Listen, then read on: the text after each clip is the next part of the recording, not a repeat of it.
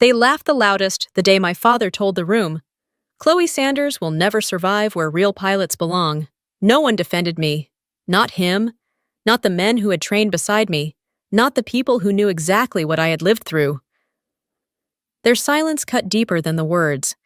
It told me I wasn't just doubted, I was disposable. What none of them knew was this: the very thing they used to humiliate me was the same thing that would one day make a general stand up, salute me, and reveal the call sign they tried to bury. New York sat beneath the wings like a sheet of hammered steel when we descended through the winter haze, 6 months away. And the salt-bitten air still felt the same as it hit my face on the ramp of the C-17 Sharp, cold, and honest in a way people rarely were. I stepped onto the tarmac, boots sinking into the thin layer of frost that had settled overnight, and for a moment I just stood there, letting the weight of being back settle into my shoulders. Fort Hamilton had changed. Or maybe it was me. The place buzzed louder than I remembered, more jets, more crews, more strangers brushing past without a second glance. The hangars glowed like massive furnaces, swallowing people and spitting them out in rushed clusters. Somewhere inside, laughter erupted from the newly arrived F-22 squadron, the kind of laughter that made the air feel tighter, as if it had been pulled into a circle I wasn't invited to. Inside the briefing room, I slid into the last metal chair along the back wall, my coffee long gone cold. No one paused to acknowledge me.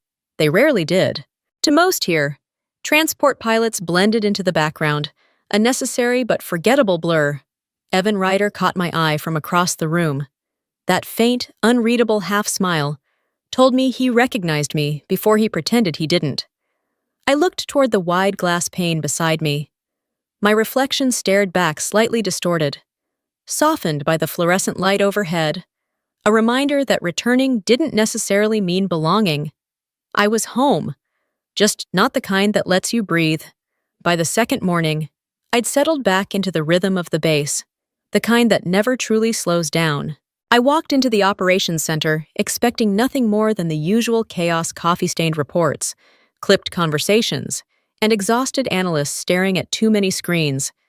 But the moment I stepped inside, the air felt sharper, charged. A NATO alert had just come in. A surveillance drone had picked up an encrypted transmission over the northern waters, one that didn't match any Allied signature. Chairs scraped, keyboards hammered, someone muttered about corrupted data. I moved toward the projection wall, almost out of habit, slipping into the room the way I always had, quiet enough that most people barely noticed. The code danced across the screen in uneven pulses, each rhythm a little too familiar. For a heartbeat, something inside me froze. Then the recognition came all at once, cold and precise. I knew this pattern. I had lived this pattern. My voice came out lower than I meant. "Has anyone tried reversing the chain?" A young officer, eyes locked on his monitor, barely acknowledged me. "We've got it under control. Just stick to your transport duties." But as minutes passed, one algorithm after another failed. Frustration flickered across the room. Someone swore. Another slammed a pencil against the desk.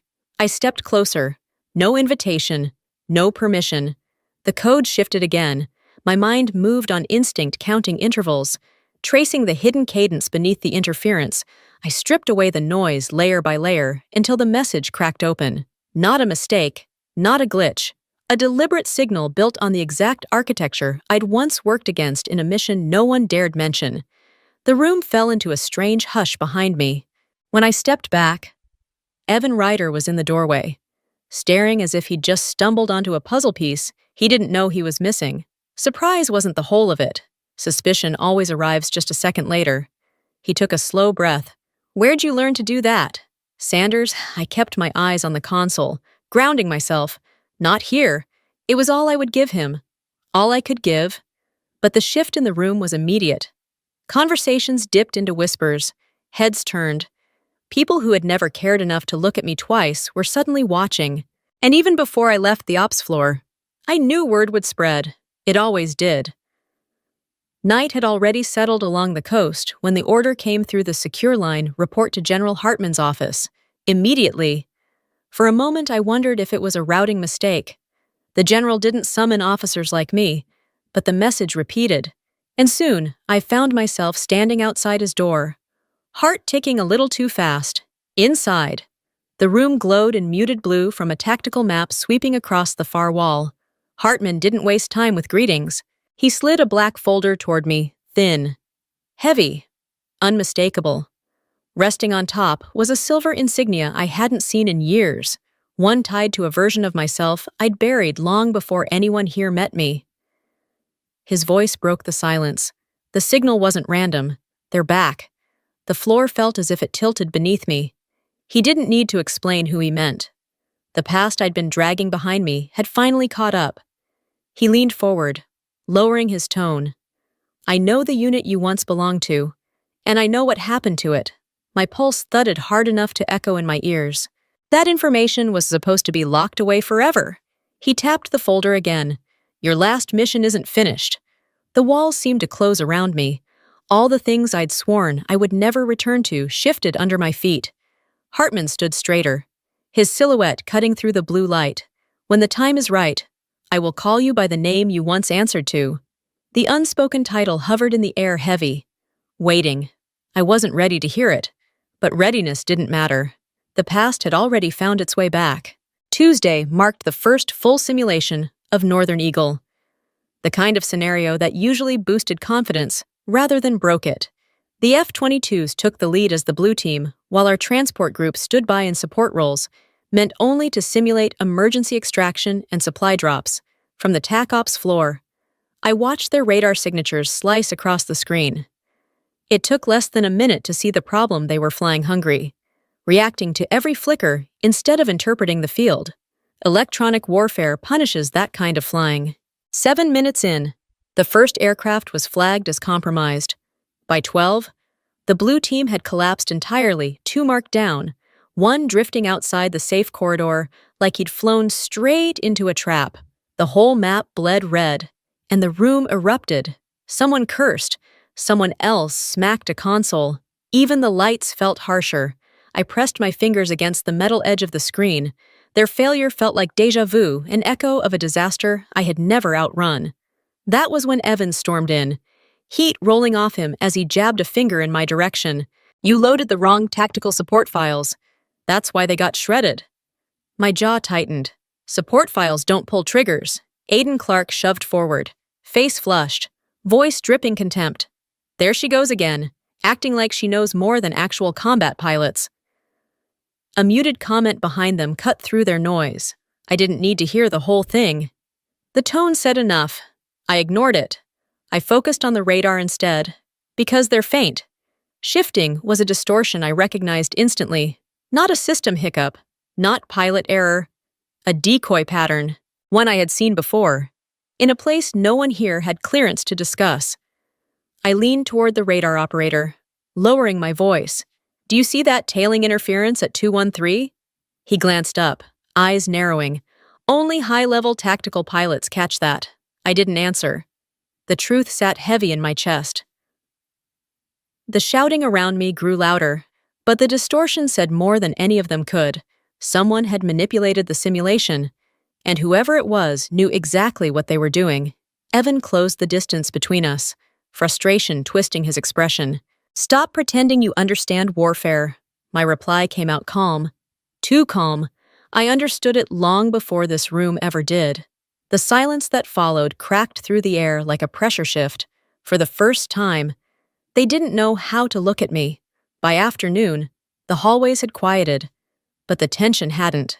I stepped out of TAC Ops only to freeze at the sight waiting for me. My father. He stood rigid in his old flight jacket, the Alaska Squadron patch still clinging to the sleeve. His expression carried no warmth, only expectation sharpened by disappointment. I heard about this morning, he said. They gave you a simple task, and you still failed. The air thinned, not because of his words, but because I'd heard them before, on a day I never speak of. What are you doing here? I managed. Observer, he said. Here to see if you deserve that rank. Before I could answer, footsteps approached. Evan stopped beside him, wearing that thin, knowing smirk. Did she ever tell you, sir? Her entire unit disappeared on a classified mission. She was the only one left. My father's stare cut sharper. Is that true? It wasn't accusation. It was confirmation of every doubt he had about me. It wasn't my fault, I said quietly. He didn't soften. He only sighed, heavy and final. Don't drag others into what you couldn't fix. The hall felt colder. The radio echoes from years ago rose in my mind, panic. Static. Explosions. Then clarity struck. I turned to Evan. Who told you about that mission? He only smiled. Someone inside the system had leaked what was meant to stay buried. Someone wanted my past to surface. I walked away, leaving them behind. One man who'd commanded me, one man who'd raised me. And in that moment, I understood Northern Eagle wasn't a training exercise. It was a warning. By the next morning, the TAC Ops floor still felt bruised from yesterday. A scrape on the wall, a cracked headset on a console, and the kind of stiff silence that made everyone glance my way. Then pretend they hadn't. I ignored it all. My focus sharpened the instant I saw the flashing alert on the main screen. The signal had come back. A third time. Stronger, clearer, unmistakably deliberate. I sat at the radar station, and before the operator could even adjust the filters, I recognized the cadence vibrating through the interference. It wasn't random noise. The pattern had been tuned with precision, mirroring the exact sequence my former unit used when preparing to breach contested airspace. Whoever sent it knew I would understand. It wasn't just an intrusion. It was a call direct, intentional, and meant for me. Across the room, analysts argued about faulty links and miscalibrated sensors, but none of them saw the choreography beneath the chaos. I almost said too much when the pattern shifted again. They're running a chain strike sequence like I bit the sentence off. I wasn't ready to speak that name aloud. Aiden overheard enough to smirk. Like that famous unit you supposedly brought down, dozens of eyes swung toward me. I held his stare. That unit didn't collapse on its own. And it was never famous. Silence closed in. Suspicion thickened. I felt the room recalibrating around me, not out of respect, but wariness. I left before the whispers fully formed, heading toward the maintenance bay. A reflection in a window caught my eye. I stopped, studying the tension in my own face. If someone was using that pattern, two possibilities existed. They knew I survived, or someone else had survived too. Either one meant the leak wasn't accidental. It meant trust was a luxury I couldn't afford inside this base. That evening, my secure device pinged with a message, Hartman, bunker level, now. The bunker's cold metal walls vibrated faintly with the hum of generators. Hartman stood alone in the glow of a massive screen. Watch, he said. The drone footage flickered, and through the static, a pinpoint of light pulsed in the exact rhythm of the encrypted signal too precise to ignore. I felt my stomach drop. That's a message. He nodded. And it's addressed to you. The past I'd buried was no longer knocking. It was inside the room. If you don't intervene, Northern Eagle collapses from within. He warned, war doesn't wait for your permission. I knew that better than anyone. Hours later, the base felt eerily subdued. Even the loudest pilots kept their voices low, as if sensing a shift they couldn't explain. Out on the flight line, I saw my father standing beside Evan Ryder. Their laughter died when they noticed me. Evan's tone was cold enough to crack. How many people have to die before you learn my father's disappointment cut deeper? Facing your past is fine. Dragging others into it isn't. They didn't know the truth. Everything I'd done had been to protect them. I met his gaze. You know I wasn't the only reason that mission ended how it did. He said nothing. A soft alert summoned all pilots to the main briefing hall. When I entered, whispers rippled instantly. Specter. That's her real call sign. Someone had leaked it. Evan, a TAC Ops officer. My father, before I could untangle it, the rear doors opened, and General Hartman walked straight toward me. Each step felt like a countdown. He stopped, raised his hand, and saluted. Specter One, he said. Your clearance is reinstated. The mission is yours. The room froze. Evan stared. Aiden trembled. My father lowered his eyes. As I stepped onto the podium, my voice felt steadier than my heartbeat. Northern Eagle is facing an enemy none of you have seen, and I'm the only one who survived them. In that moment, I wasn't what they assumed. I was what they needed. Specter One. The briefing room was filled to capacity, air thick with anticipation and something sharper fear. The overhead lights washed the space in stark white, turning every face toward the front as if we were gathered for a verdict. I stepped to the podium, the same place I'd avoided just days earlier, and felt dozens of eyes lock onto me. General Hartman stood beside me, voice steady and absolute. We are not facing a routine simulation. We are confronting the tactics of the mercenary group that wiped out the Specter unit. The reaction rippled fast. Aiden slowly lowering his visor to hide his widened eyes. Evan stiff in his chair, and my father clutching the armrest until his knuckles turned pale. Then Hartman delivered the blow that shifted the entire room. Specter One will command Northern Eagle. The silence that followed felt heavier than the announcement itself. I unrolled the operations map, the red and blue markings glowing under the light, so they're executing a dispersed triangle breach, something only one group has ever perfected. My pointer traced the northern corridor. That same group killed my team. A hush swept through the room. I didn't survive because I outmaneuvered them. I survived because I recognized what they wanted us to miss. I turned to the full assembly. They're not targeting the simulation. They're targeting Northern Eagle and using you to test their next move. Hartman reinforced it with one sentence. No one else here understands this fight except her. I straightened, grounding myself. You're not the enemy, but if we fly the way we flew this morning, this exercise becomes a mass casualty event. The tension crystallized into focus. Begin the operation. Specter One will lead Red Air. The moment the simulation boots engaged, the room shifted from routine exercise to something far more brutal. This wasn't a video game.